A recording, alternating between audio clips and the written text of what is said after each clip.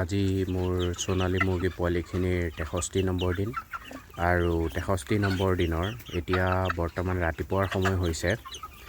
ৰাতিপুৱা মুৰ্গী পোৱালিখিনি প্ৰায় আধা ঘণ্টামানৰ আগতে দানা দি দিছিলোঁ প্ৰত্যেকটো বাচনতে।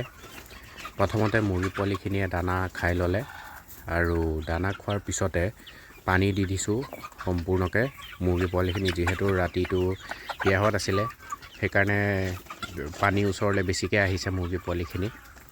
আৰু পানীত আজি কোনো ধৰণৰ মেডিচিন দিয়া নাই, সুদা ঠাণ্ডা পানী দিছোঁ, লগত ৱাটাৰ চেনিটাইজাৰ, যিটো আপোনাৰ পানী চাফা কৰি ৰাখে। ৱাটাৰ চেনিটাইজাৰ কিয় দিব লাগে, কাৰণ কিয় বহুতো বেমাৰ পানীৰ পৰাই আৰম্ভ হয়, যেনেকৈ ইকোলাই, চালমনেলা লগত জড়িত বেমাৰ। এই বেক্টেৰিয়েল বেমাৰবোৰ পানীৰ পৰাই আৰম্ভ হয়, সেইকাৰণে পানী চাফা কৰি ৰখাটো যথেষ্ট প্ৰয়োজনীয় হৈ পৰে। বৰ্তমান দুপৰীয়াৰ সময় হৈছে। দুপৰীয়া মুৰ্গী পোৱালিখিনিক দানা দিয়া নাই। আজিকালি দানা দুপৰীয়া নিদিওঁ, ৰাতিপুৱা দিওঁ আৰু আবেলি দিওঁ একেবাৰে। দুপৰীয়া দানা দিয়া নাই কাৰণে পানী দি দিছোঁ অকল, আৰু সুদা ঠাণ্ডা পানী দিছোঁ। পানী চাফা কৰা ৱাটাৰ চেনিটাইজাৰ আৰু তাৰ লগতে দিছোঁ ORS।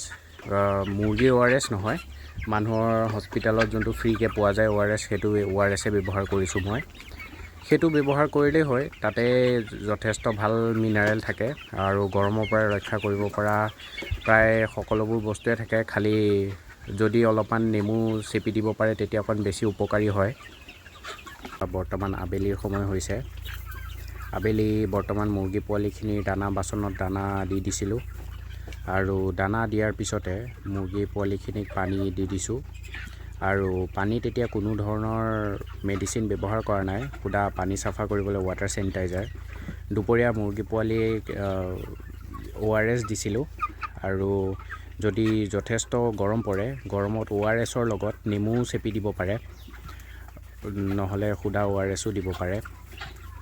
আৰু এতিয়া ভিতৰৰ টেম্পাৰেচাৰ প্ৰায় 38-39 ডিগ্ৰীয়ে হৈ আছে, যিহেতুকে টিংখিনি অকণ তলতে আছে, সেইটো কাৰণে ভিতৰৰ টেম্পাৰেচাৰটো অকণ বেছি হৈ আছে। মুৰ্গীখিনিয়ে মুখ খুলি এনেকৈ হাৱা লৈ আছে গৰমৰ কাৰণে।